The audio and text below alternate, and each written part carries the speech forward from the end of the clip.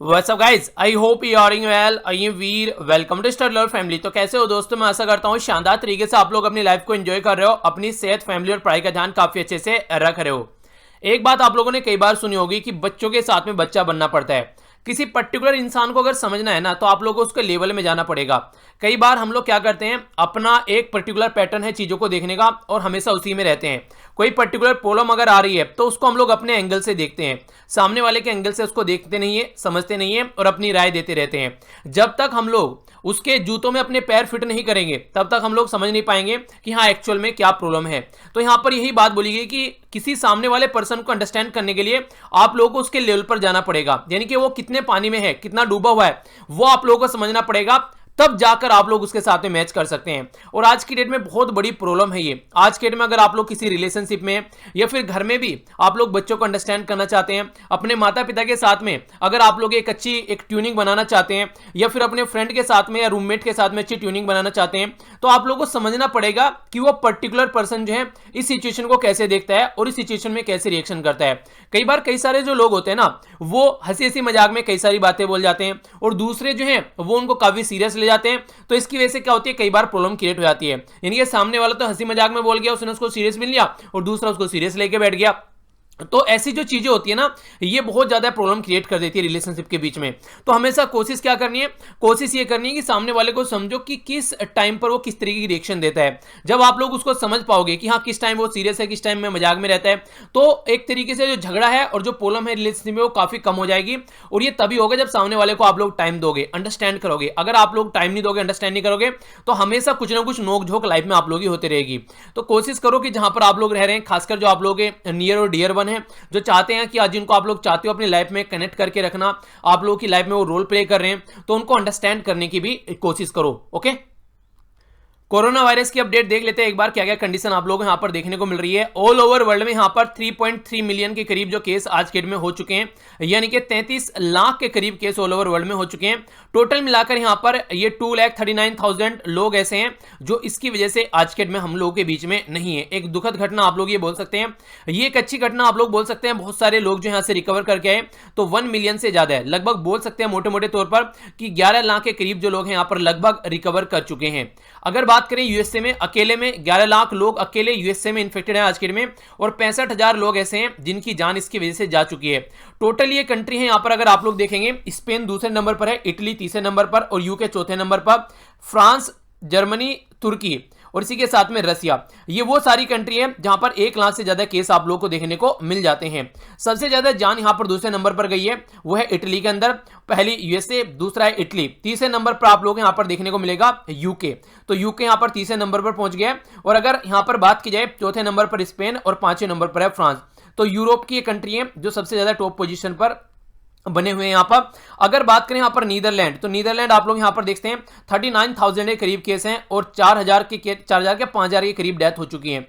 अपनी कंट्री यहां पर नीदरलैंड के बाद में हमारी कंट्री आ जाती है, तो हमारी कंट्री में 37,000 के करीब केस हो चुके हैं, 37,257। और इसी के साथ में यहां पर 1,223 यानी कि 1,223 लोग जो हैं वो यहां पर कोरोना वायरस की वजह से आज के दिन में हमारे बीच में नहीं है। अकेले महाराष्ट्र जो है यहां पर 11,500 के करीब केस आप लोगों को देखने को मिलेंगे, जो कि लगभग अगर मोटे मोटे तौर पर आप लोग देखकर चलो कि 1,000 के करीब केस यहां पर बढ़ चुके हैं, यानी कि काफी ज्यादा केस बढ़ रहे हैं, जिसके चलते 485 के करीब लोगों की जान अब तक अकेले महाराष्ट्र के अंदर जा चुकी है। बाकी गुजरात और दिल्ली ये दूसरे और तीसरे नंबर पर आप लोगों को नजर आएंगे। मध्य प्रदेश चौथा, राजस्थान पांचवा, तमिलनाडु छठा, उत्तर प्रदेश सातवां, आंध्र प्रदेश आठवां, तेलंगाना नौवां। तो ये यहां तक का अगर देखेंगे तो 1,000 से ज्यादा केस आप लोग इन पर्टिकुलर एरिया में देखने को मिल जाएंगे।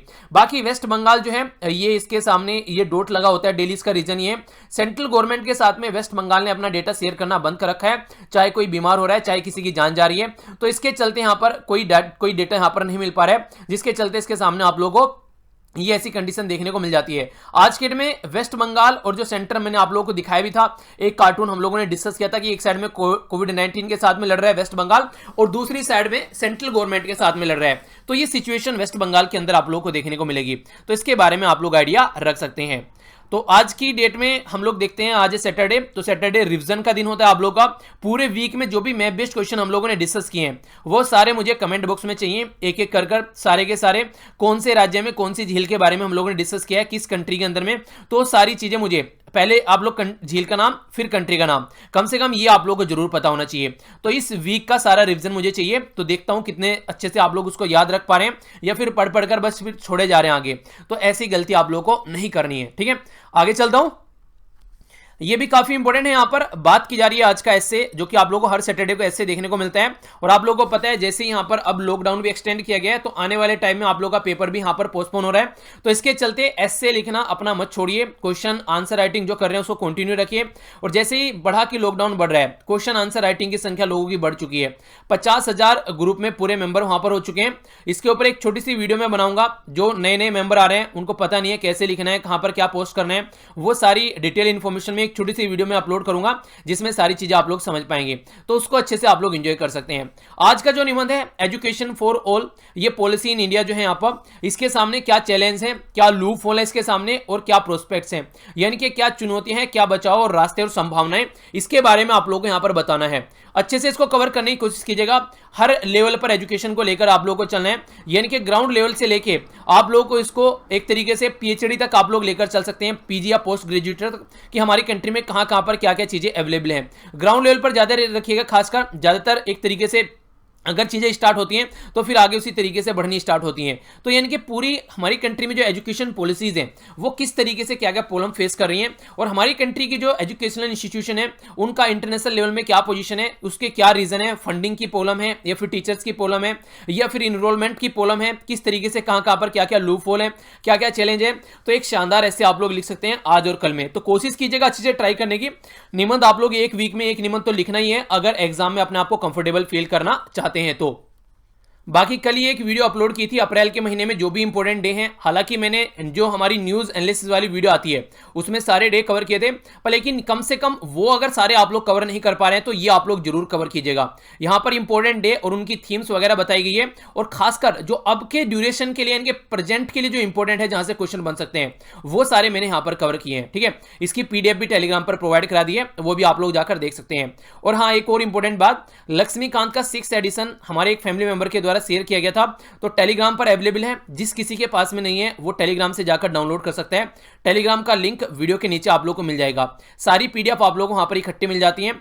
मर्ज पीडीएफ का लिंक भी वहां पर प्रोवाइड करा दूंगा, कि सारी जो भी पीडीएफ है अब तक 2019 से लेके अब तक की अप्रैल 2020 की, तो वो सारी पीडीएफ आप लोगों को एक जगह इकट्ठी टेलीग्राम पर लिंक प्रोवाइड करा दूंगा, जाकर आप लोग उनको डाउनलोड कर लीजिएगा।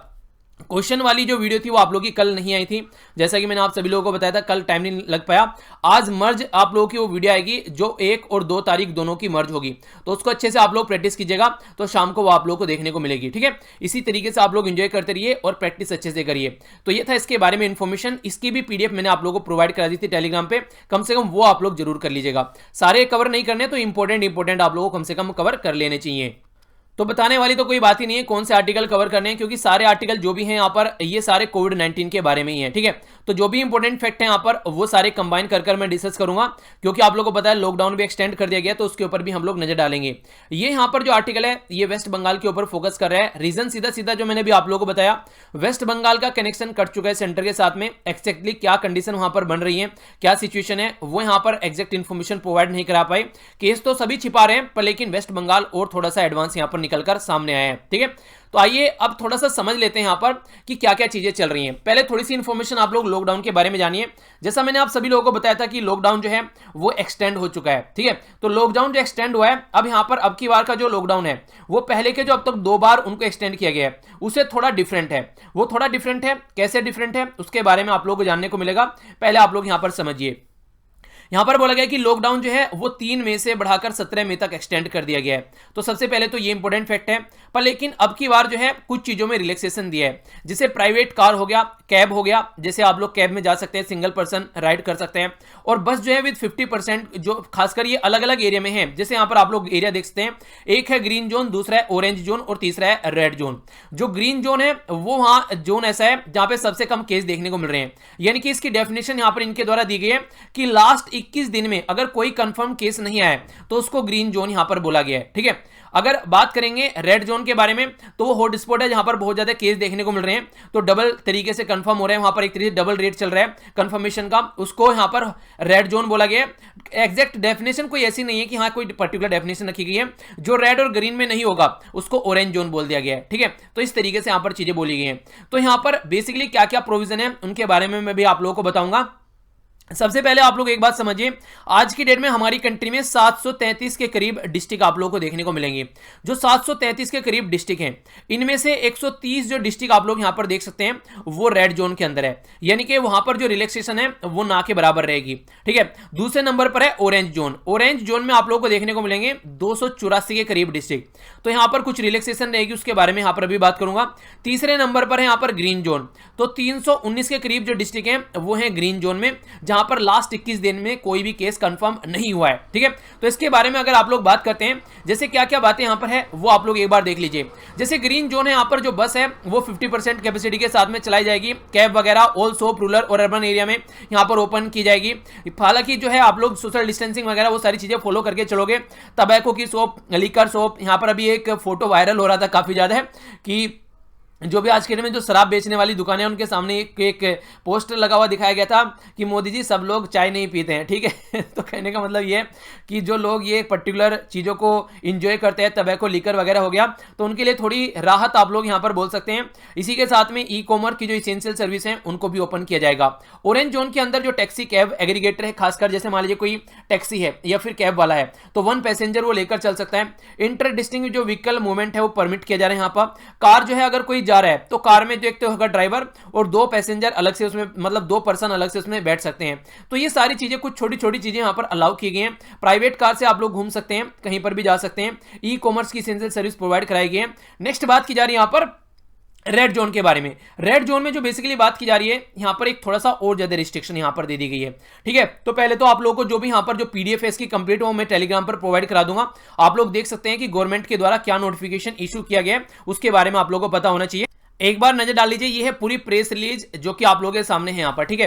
तो ये पूरी जो भी पीडीएफ है, अगर आप लोग इसको देखना चाहते हैं, आप लोग चाहते हैं कि इसके बारे में आप लोगों को पता होना चाहिए पूरा, आप लोग इसको पढ़ना चाहते हैं, तो सारी ये पूरी पीडीएफ जो है मैं आप लोगों को प्रोवाइड करा दूंगा। डिटेल में सारी चीजें यहाँ पर इसमें इसके अंदर समझाई गई है, ठीक है। तो ये सारी आप लोगों को प्रोवाइड करा दूंगा। पर एक इंपॉर्टेंट बात मैं आप लोगों को यहाँ पर बताना चाहूंगा, जो कि आप लोगों से एग्जाम में इंपॉर्टेंट क्वेश्चन बन सकता है। ये जो चीजें हमारी कंट्री में की जा रही है, जो ऑर्डर इशू किया गया है यहाँ पर, ये किया गया डिजास्टर मैनेजमेंट एक्ट 2005। तो डिजास्टर मैनेजमेंट एक्ट 2005 के हिसाब से यहां पर काम किया गया, जो कि लॉकडाउन को एक्सटेंड किया गया। और जो ग्रीन जोन और रेड जोन और ये जो डिवाइड किए गए, ये जोन आप लोगों को यहां पर देखने को मिलेंगे। रेड जोन वो होगा जहां पर हॉट स्पॉट आप लोगों को देखने को मिलेगा। तो ये सारी जो भी यहां पर पीडीएफ है ये टेलीग्राम पर डाल दूंगा, तो जाकर आप लोग इनको देख लीजिएगा। तो ये तो होगी इसके बारे में कुछ और इन्फॉर्मेशन। बाकी अगर आप लोगों से थोड़ी सी और बातें मैं करना चाहूं, यहां पर ये जो जोन होंगे, ये जो 3 जोन डिवाइड किए गए हैं, ये वीकली आप लोगों को इनका अपडेशन देखने को मिलेगा। यानी कि अब की बार का जो वीक है उसके अंदर जो फिलहाल अभी प्रेजेंट किया गया वो रहेगा। नेक्स्ट वीक में अपडेट होगा कौन से रेड जोन से ग्रीन में गए हैं, कौन से ऑरेंज से रेड में गए हैं, या फिर इधर उधर जो भी हो रहा है वो सारा आप लोगों को वीकली अपडेट यहां पर देखने को मिलेगा। तो उसके बारे में याद रखिएगा। एक और इंपॉर्टेंट फैक्ट जो आप लोगों से क्वेश्चन पूछा जा सकता है, एक को रखा गया यहां पर कंटेनमेंट जोन। जो कंटेनमेंट जोन है वहां पर वो एक ऐसा जोन होगा, वो मान लीजिए कोई पर्टिकुलर एरिया है, ठीक है, रेड एरिया या फिर ऑरेंज एरिया के अंदर में, जहां पर जो पर्टिकुलर मोहल्ले में बहुत ज्यादा केस निकल कर आ गए हैं, तो उस मोहल्ले को कंप्लीटली लॉकडाउन कर दिया जाएगा। उसमें एक जाने का रास्ता होगा, एक आने का रास्ता होगा, बाकी सारे रास्तों को बंद कर दिया जाएगा। इसी के साथ में जो मेडिकल इमरजेंसी इसेंशियल सप्लाई जो है वो अलाउ की जाएगी ओनली, बाकी कोई भी चीज वहां पर अलाउ नहीं की जाएगी। यानी कि अगर किसी पर्टिकुलर मोहल्ले में कोई ऐसी केस निकल कर आ रहा है तो उसी मोहल्ले में उसको खत्म कर देना, ठीक है। परमिशन जो रहेगा वहां पर स्ट्रिक्ट परमिशन रहेगी, जिसको भी जाना होगा एंट्री और एग्जिट पॉइंट पर वहां पर आप लोग खड़े हुए मिलेंगे। यानी एक तरीके से पुलिस वगैरह जो भी अरेंजमेंट गवर्नमेंट के द्वारा किया जाएगा। और उस एरिया में पर्टिकुलर में आरोग्य सेतु ऐप हर एक पर्सन के मोबाइल में होना चाहिए। रीजन क्या है? उसका रीजन ये बोला गया ताकि लोगों को ट्रेस किया जा सके उस पर्टिकुलर एरिया के अंदर में। आरोग्य सेतु ऐप के तहत यहां पर कंटेनमेंट जोन वाले में लोगों को ट्रेस किया जा सकेगा कौन कहां पर जा रहा है, क्या कंडीशन अभी देखने को मिल रही है। तो बेसिक पर्पज यहां पर यह बोला गया है। तो ये भी काफी इंपॉर्टेंट है जो कि आप लोगों को याद रखना है। ये सारी इंफॉर्मेशन इसी के बारे में जो कि आप लोग यहां पर थोड़ा सा आइडियाज के बारे में होना चाहिए, ठीक है। तो ये है बेसिकली जो मुझे आप लोगों को चीजें चीजें बतानी थी। एक और इंपॉर्टेंट फैक्ट है, ये तो आप लोगों का जो बेसिकली यहां पर 17 मई तक का जो यहां पर एक्सटेंड किया गया है, इसमें नाइट कर्फ्यू रहने वाला है। नाइट कर्फ्यू मतलब 7 PM से लेकर 7 AM मॉर्निंग तक कोई भी मूवमेंट अलाउ नहीं किया जाएगा रात के टाइम पर, ठीक है। खासकर यहां पर जो मूवमेंट है वो इंडिविजुअल का तो नहीं रहेगा यहां पर, और इसी के साथ में ऑल नॉन एसेंशियल एक्टिविटी वो प्रोहिबिट रहेगी इस पर्टिकुलर एरिया में। और यहां पर जो स्टेट गवर्नमेंट है उनको बोला गया है ये सारी चीजें वो इंप्लीमेंट करें जो हमारी कंट्री में CRPC जो है उसका सेक्शन 144 जो है, सेक्शन 144 यहां पर ये सारी चीज प्रोहिबिट कर देता है। तो इसके चलते स्टेट गवर्नमेंट को बोला गया है वो इसके तहत जो लोकल अथॉरिटीज हैं वो यहां पर इसको इंप्लीमेंट करें ताकि कोई भी ऐसा मूवमेंट देखने को नहीं मिले। यानी कि चीजें अलाउ की गई हैं, पर लेकिन ऐसा नहीं है कि बिल्कुल अपना बस ऐसे ही कि कूदते फिरे कंगारू की तरह या फिर आप लोग बोले हिरन की तरीके से इधर उधर। अपना इसेंशियल चीजों को लीजिए, अपने घर पर जाइए, जो रिक्वायरमेंट की चीजें उनको एंजॉय कीजिए आप लोग, बाकी जो चीजें हैं वो आप लोगों को कंट्रोल कर चलनी पड़ेगी। तो ये सारी चीजें आप लोग यहाँ पर जो बेसिकली बताई गई है, ये कुछ तो एग्जाम के लिए भी इंपॉर्टेंट आप लोगों के लिए हो सकती है, पर लेकिन ज्यादा से ज्यादा इंपॉर्टेंट है आप लोग की लाइफ के लिए, जो काफी ज्यादा इंपॉर्टेंट है। एग्जाम तो आते जाते रहेंगे, पर लेकिन लाइफ जो है उसको आप लोग सेव कीजिए अच्छे से, वो काफी जरूरी है। तो ये थी इसके बारे में इंफॉर्मेशन, आई होप कि आप लोगों को समझ में आई होगी, और इनको आसपास वाले एरिया में दूसरे लोगों को भी बताइएगा जो पर्टिकुलर इस चीज के बारे में नहीं जानते हैं, तो उनको भी इंफॉर्मेशन आप लोग जरूर शेयर कीजिएगा। PDF पर एक बार नजर डाल लीजिएगा, वो प्रोवाइड करा दूंगा, आप लोगों को पता होना चाहिए एक्जैक्टली क्या क्या चीजें हैं। 2-4 मिनट लगेगी, एक बार उस पर नजर डाल लीजिएगा, ठीक है। आगे बढ़ता हूं। आप लोगों को पता है आज की डेट में क्या कंडीशन चल रही है, सब कुछ लॉकडाउन में पड़ा हुआ है। तो लॉकडाउन के चलते कोई कंडीशन ही नहीं है कि कहीं ना कहीं इकोनॉमी जो है वो अच्छे लेवल पर चलती हुई नजर आएगी, क्योंकि हर एक सेक्टर आज की डेट में अप्रोक्सीमेटली बंद पड़ा हुआ है। तो ऐसे टाइम पर इकोनॉमिक कंडीशन क्या हो सकती है उसके बारे में बस सोचा जा सकता है। तो यहां पर जो बात की जा रही है, ये बात की जा रही है हमारी कंट्री का जो कोर सेक्टर है। कोर सेक्टर वो होता है जिसके बिना काम नहीं चलेगा। यानी कि अगर आप लोग हिंदी पढ़ना चाहते हैं तो आ ई ए ये सारी आप लोगों को सीखनी पड़ेगी, और अगर इंग्लिश पढ़ना चाहते हैं तो ABCD आप लोगों को सीखनी पड़ेगी। अगर ये नहीं जानते हैं तो आप लोग कुछ नहीं कर पाएंगे। यानी कि ये एक सिंबल है, बेसिक नींव है। अगर घर बनाना चाहते हैं तो उसकी जो बेसिक नींव होती है उसके ऊपर ही बिल्डिंग खड़ी होती है। अगर नींव ही अच्छी नहीं होगी तो बिल्डिंग अच्छी खड़ी नहीं होगी। तो ये चीजें आप लोगों को जाननी चाहिए अगर आप लोग पर्टिकुलर लैंग्वेज के अंदर एंट्री करना चाहते हैं। तो उसी तरीके से अगर कोई आप लोग कंट्री की इकोनॉमी अगर अच्छी रखना चाहते हैं तो ये बेसिक है, जैसे कि कोयले की सप्लाई, ठीक है, क्रूड ऑयल कच्चा तेल, इसी के साथ में नेचुरल गैस हो गया, रिफाइनरी प्रोडक्ट हो गया, किसानों के लिए फर्टिलाइजर हो गया, इंडस्ट्रीज के लिए स्टील वगैरह होगी, सीमेंट वगैरह हो गई, इलेक्ट्रिसिटी होगी। अगर कहीं बिजली नहीं आएगी, ये लेक्चर मैं आप लोगों तक लेकर आ रहा हूं, अगर इलेक्ट्रिसिटी नहीं होगी तो ये लेक्चर आप लोगों तक नहीं आएगा, क्योंकि ना फोन रिचार्ज होगा, ना ही लैपटॉप रिचार्ज होगा, और ना ही इंटरनेट चल पाएगा। ये सारी कंडीशन आप लोगों को देखने को मिलेगी। सीमेंट इंडस्ट्री रहेगी तो कंस्ट्रक्शन वाला सेक्टर चलेगा, स्टील इंडस्ट्री रहेगी तो कंस्ट्रक्शन में और भी बहुत बड़ा रोल प्ले होगा, फर्टिलाइजर रहेगा तो किसानों को यहां पर फायदा पहुंचेगा। तो ये बेसिक नीड है। बेसिकली ये जो बेसिक नीड है ये इसका बेस ईयर आप लोग याद रखिएगा। जो कोर यहां पर इंडस्ट्रीज हैं IIP सेक्टर के अंदर में, तो इसका जो बेस ईयर है ये है 2011-12। इंपॉर्टेंट है, याद रखना, आज के डेट में बेस ईयर 2011-12 है। जो इसका वेट जो रहता है, सबसे ज्यादा जो वेट आप लोगों को देखने को मिलेगा वो है 28%। ये है किसका? रिफाइनरी प्रोडक्ट का, ठीक है, 28% है रिफाइनरी प्रोडक्ट का, सबसे ज्यादा है। दूसरे नंबर पर जो सबसे ज्यादा आप लोगों को देखने को मिलेगा वो है इलेक्ट्रिसिटी का। इलेक्ट्रिसिटी का यहाँ पर यह है 19.85। तीसरे नंबर पर आप लोग यहाँ पर देख पाएंगे ये है यहाँ पर स्टील का। चौथे नंबर पर आप लोग देख पाएंगे ये है यहाँ पर कोयले का, ठीक है। तो इस तरीके से इनके बारे में आप लोग याद रखते हैं। कई बार क्वेश्चन पूछे जा चुके हैं एग्जाम में कि सबसे ज्यादा जो यहाँ पर किसका वेट होता है, तो ये भी आप लोगों से क्वेश्चन बन जाते हैं, और अगर इनके बारे में कंफ्यूजन रहेगा तो आप लोग इनका आंसर नहीं दे पाएंगे। तो लेटेस्ट जो डेटा है कोर सेक्टर का जो सिग्नल दे रहा है कहीं ना कहीं कि इकोनॉमिक पेन यहाँ पर दिख रहा है इसके अंदर में। पेंडेमिक के ड्यूरेशन में नेशनल लॉकडाउन चल रहा है, तो इसके चलते जब से यहाँ पर नेशनल लॉकडाउन चला है तो आप लोग समझ सकते हैं कि कहां से इकोनॉमिक एक्टिविटी चल जाएगी। तो सारी इकोनॉमिक एक्टिविटी यहाँ पर रुकी पड़ी है। तो यहाँ पर जो फिगर रिलीज की गई है ये हमारी कंट्री में कॉमर्स मिनिस्ट्री के द्वारा ये फिगर रिलीज की गई है, जिसमें 8 इंडस्ट्री जो यहां पर कोर सेक्टर हैं वो किस तरीके से सुकड़ रहे हैं, एक तरीके से मतलब एक तरीके से श्रिंक हो रहे हैं, उसके बारे में बताया है। ये जो इंडेक्स है यहाँ पर आप लोग देखते हैं, यहाँ पर जो नई सीरीज है उसके बेस पर कंपेयर करके बताया जाता है, जो मैंने भी आप लोगों को बताया। तो इसके चलते इसके बारे में आप लोग याद रखिएगा। जो कॉन्ट्रैक्शन देखने को मिल रहा है यहाँ पर काफी लार्ज स्केल पर 6.5 जो यहाँ पर इन मंथ जो कि मोस्ट इकोनॉमिक एक्टिविटी जो है वो रुकी हुई है। तो एक तरीके से वरी फैक्टर तो ये देखिए आप लोग बोल सकते हैं कि सारी चीजें रुकी पड़ी है, तो कैसे चीजें चलेंगी। रिफाइनरी जो प्रोडक्ट है यहाँ पर वो आप लोगों को देखने को मिलेगा, वो मार्जिनल 0.5 जो बेसिकली यहाँ पर ट्रांसपोर्ट सेक्टर सब कुछ रुका हुआ है, और आप लोगों ने देखा कई सारी कंट्री ऐसी हैं जो कि तेल बेच रही हैं ये बोलकर कि तेल भी ले जाओ और पैसा भी ले जाओ, क्योंकि उनके पास में स्टोर करने की जगह नहीं बची हुई है। तो इसी के चलते अगर दूसरे ये रट रहे नहीं, आप लोगों को ये पॉइंट वगैरह जो यहां पर दे रखे हैं, क्योंकि जैसे ही ओपन होंगी इकोनॉमी ये सारी चीजें एकदम तुरंत चेंज हो जाएंगी। तो ये रटनी नहीं है, बस अंडरस्टैंड करनी है। कोर सेक्टर में जैसे इलेक्ट्रिसिटी हो गया, स्टील हो गया, हम लोगों ने अभी देखी है, तो क्रूशियल है काफी यहां पर इकोनॉमी के लिए। अगर ये सारी चीजें रिक्वायरमेंट है मार्केट में, इन सारी चीजों की खपत हो रही है, तो इसका मतलब कंट्री की इकोनॉमी जो है वो आगे बढ़ रही है। नॉन इसेंशियल जो एक तरीके से इंडस्ट्री की अगर बात करें उनके बारे में अगर देखेंगे तो वो भी सारी कहीं ना कहीं शट डाउन पड़ी हुई है। अगर आज के डेट में डिमांड की बात करें, इलेक्ट्रिसिटी हर एक चीज के लिए इंपॉर्टेंट होती है। इलेक्ट्रिसिटी की भी डिक्लाइन काफी ज्यादा देखने को मिल रही है यहाँ पर मार्च के महीने में, जो कि नेशनल लोड डिस्पैच सेंटर के द्वारा यहाँ पर ये बातें बताई गई है। क्योंकि आप लोगों को पता है अगर मेट्रो के बारे में बात करें तो काफी ज्यादा इलेक्ट्रिसिटी की खपत होती है। मेट्रो सारी खड़ी हुई है आज के डेट में एक जगह पर, तो कैसे यहाँ पर चीजें चल पाएंगी? जो ट्रेन होती है वो रुकी हुई है, बस ओनली मालगाड़ी चल रही है, तो कहां से इसकी जरूरत पड़ेगी? तो इससे आप लोग अंडरस्टैंड कर सकते हैं। पावर सेक्टर जो है हालांकि वो लॉकडाउन से किया गया, इसेंशियल नेचर की कैटेगरी में उसको रखा गया है, ठीक है, तो इस तरीके से यहां पर समझ सकते हैं। पर लेकिन फिर भी वो तो अलाउ तो कर दिया, पर लेकिन यूज कौन कर रहा है वो भी तो देखना पड़ेगा, ठीक है। तो डिलीवरी जो यहां पर आज के डेट में जो इलेक्ट्रिसिटी है वो तो खैर मिल पा रही है लोगों को। कोयले की अगर बात करें, कोयले में बोला जा रहा है पॉजिटिव फिगर देखने को मिल रही है, एक्सपेंड 4% यहां पर होता हुआ नजर आ रहा है, पर लेकिन फरवरी के कंपेयर में तो यहां पर स्लो होता हुआ नजर आएगी, क्योंकि उस टाइम पर कुछ और पिक्चर आप लोगों को देखने को मिल रही थी।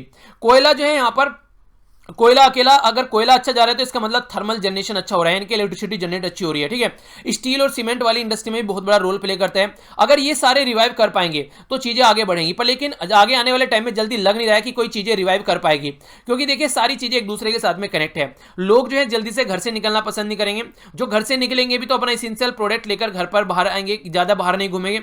खाने वाली इंडस्ट्री आप लोग देखेगा, जैसे खाना हो गया, मूवी थिएटर हो गया, या फिर जो इंस्टीट्यूशन हो गए, वहां पे जल्दी से जल्दी लोग अपने बच्चों को भेजना पसंद नहीं करेंगे, क्योंकि कोई नहीं जाता कि उनकी बच्चों की जो जान है वो खतरे में पड़े यहां पर। तो ये ऐसी चीजें हैं जो आराम आराम से लोगों का ट्रस्ट बढ़ेगा, आराम आराम से यहां पर चीजें आगे खुलेंगी और चीजें आगे बढ़नी स्टार्ट होंगी। फिलहाल के टाइम पर काफी ज्यादा यहां पर प्रॉब्लम मिलने वाली है, जैसे इसको लॉकडाउन को ओपन किया जा रहा है।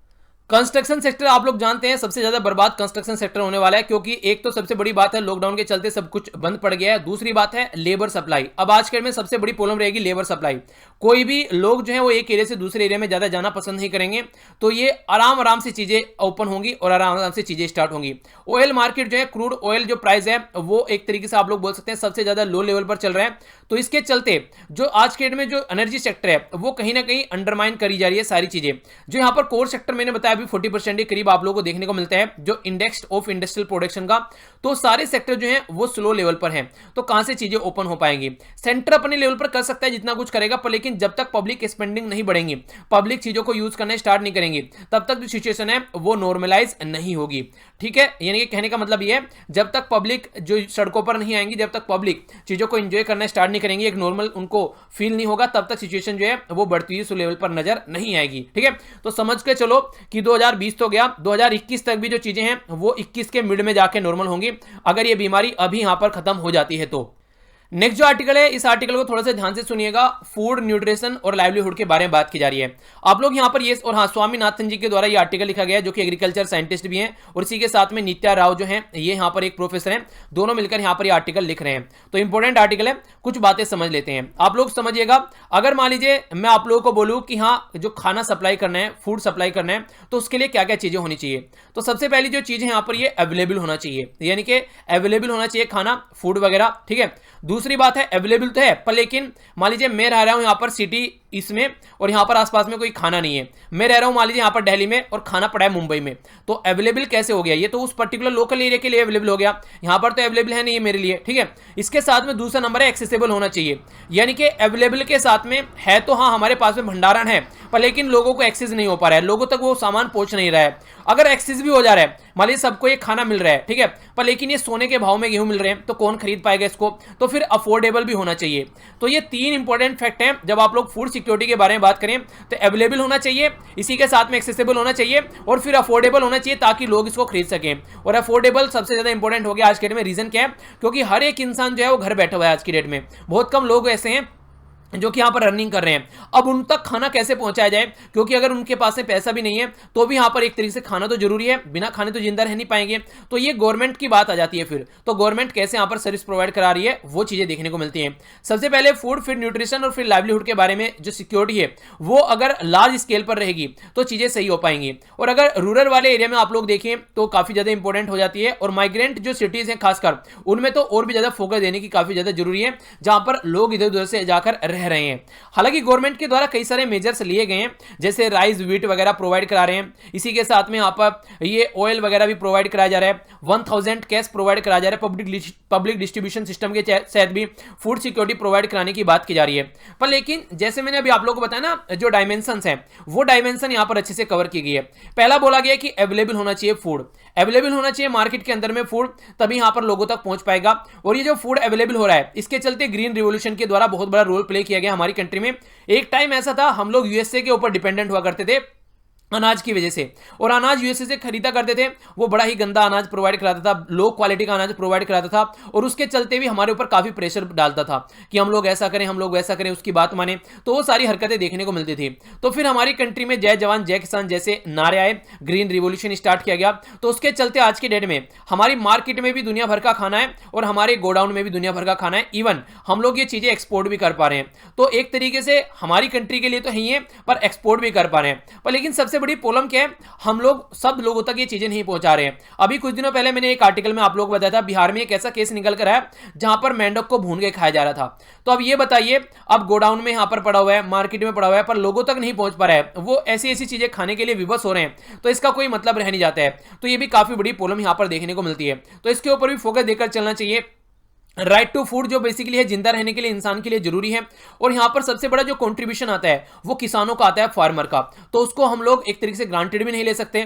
जिस तरीके से स्पेशल एग्जेम्पशन दिया गया एग्रीकल्चर सेक्टर को, पर लेकिन एग्जेम्पशन देने के बाद भी आप लोग नहीं बोल सकते कि एग्रीकल्चर सेक्टर जो है वो अच्छे से बढ़ने वाला है। रीजन क्या है, एग्रीकल्चर सेक्टर जो है वो एक तरीके से लेबर बेस्ड इंडस्ट्री है। अब लेबर मिल नहीं पा रही है तो कैसे काम चलेगा। अगर यहां पर चीजें आप लोग देखिएगा, इनपुट देने की जब बात आती है, जैसे बीज खरीदना है, इसी के साथ में जो भी खर्चा करना है, यहां पर मार्केट में जो चीजें पहुंचानी है, सप्लाई चेन वो सारी ब्रेक हुई पड़ी है। तो इस तरीके से जो पैसे पर उनका माल जो है जो मार्केट में जाना चाहिए वो अप टू द मार्क नहीं मिल पा रहा है। पब्लिक प्रोक्योरमेंट भी एडुकेटली नहीं हो पा रहा है। तो सारी चीजें होल्ड पड़ी हुई है, रुकी हुई है, जितनी चीजें होनी चाहिए उतनी नहीं हो पा रही है। अब मान लीजिए किसान ने अपने खेत में कोई सामान लगाया 100 रुपए खर्च कर, और उसको आउटपुट जो मिल रहा है वहां पर 50 रुपए का मिल रहा है। तो 50 रुपए तो उसने मेहनत भी करी और 50 रुपए जेब से भी लगा दिए, तो कोई इसका मतलब हुआ नहीं। यहां पर अगर कम से कम 100 रुपए लगाने के बाद में 150 रुपए उसके बन रहे हैं, तो आप लोग बोल सकते हैं कि सही डायरेक्शन में चीजें चल रही हैं। पर लेकिन वो अप टू द मार्क चीजें नहीं हो रही हैं। तो किसानों को सपोर्ट करना बहुत ज्यादा जरूरी है, क्योंकि जब किसान एक तरीके से काम कर पाएंगे तभी हम लोग राइट टू फूड के बारे में बात कर सकते हैं, वरना भूखे मर जाएंगे सारे लोग। किसान हमारी कंट्री में अगर एक तरीके से दिक्कत में, तो ये समझिए कंट्री जो है वो सही डायरेक्शन में नहीं है। आज के डेट में मार्केट में कोई डिमांड ही नहीं है, लैक ऑफ स्ट्रॉन्ग आप लोग बोल सकते, एक तरीके से जो आप लोग बोल सकते हैं कि जो स्टोरेज की फैसिलिटी है वो भी अवेलेबल नहीं है। मान लीजिए आप लोग देखिए, किसानों ने टमाटर बोए खेतों में, ठीक है, अब ऑरेंज मान लीजिए खेतों से निकल कर आ रहे हैं, अब वो जो है स्टोरेज फैसिलिटी है नहीं है, मार्केट में पहुंचना है तो जहां है वहीं पर गला गला सड़ जाएगा पड़ा पड़ा वो।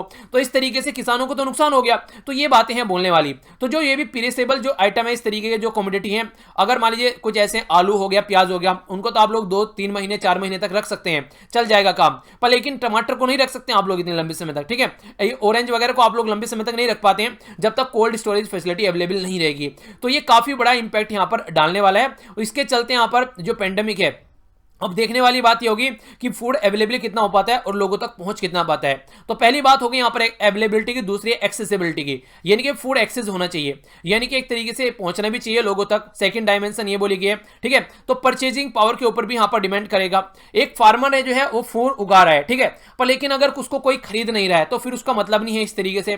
तो हमारी कंट्री में जो नेशनल फूड सिक्योरिटी एक्ट है, यहाँ पर पीडीएस है यहाँ पर, तो एक तरीके से ये कहीं ना कहीं गवर्नमेंट तो है उसको यूज कर पाती है इन सिस्टम के थ्रू, खासकर क्राइसिस के ड्यूरेशन में। तो ये एक अच्छी बात है, क्योंकि लोग जो हैं आज की डेट में अगर आप लोग बात कीजिए, जैसे आज के डेट में जो लोग हैं वो जैसे जो जॉब कर रहे हैं, जो थोड़ा बहुत कमा रहे हैं सही है, पर लेकिन जो कमा नहीं रहे हैं उनका कैसे आप लोग लेकर चलोगे। तो इस तरीके से जो एक तरीके से फार्म हो गए, नॉन फार्म सेक्टर जो हो गए, जहां पर जॉब लॉस हो चुकी है, तो जॉब लॉस हो चुकी है तो लोगों के पास में फूड भी नहीं रहेगा और न्यूट्रिशन सिक्योरिटी तो बहुत दूर की बात है। तो उसके लिए एक अरेंजमेंट की बात की गई है गवर्नमेंट के द्वारा। वो क्या बोला गया, वो सॉरी गवर्नमेंट नहीं, यहां पर इनके द्वारा स्वामीनाथन साहब के द्वारा सजेशन दिया गया है कि आज की डेट में अगर आप लोग यहां पर MGNREG के बारे में बात करेंगे, क्या फंड है इसमें? इसमें जो अनस्किल्ड लेबर फोर्स है उनको जॉब प्रोवाइड कराई जाती है Mahatma Gandhi national rural employment guarantee scheme के तहत। तो बोला गया अनस्किल्ड तो आप लोग प्रोवाइड करा रहे हैं, तो थोड़ा सा आप लोग प्रोविजन अगर स्किल्ड लोगों के लिए भी इसमें कर दें, कम से कम खाना उनके लिए मिलते रहे। जैसे कि एग्रीकल्चर में काम करने वाले अलाइड सेक्टर हैं जो थोड़ा बहुत स्किल्ड होते हैं, अपनी खेती करना जानते हैं,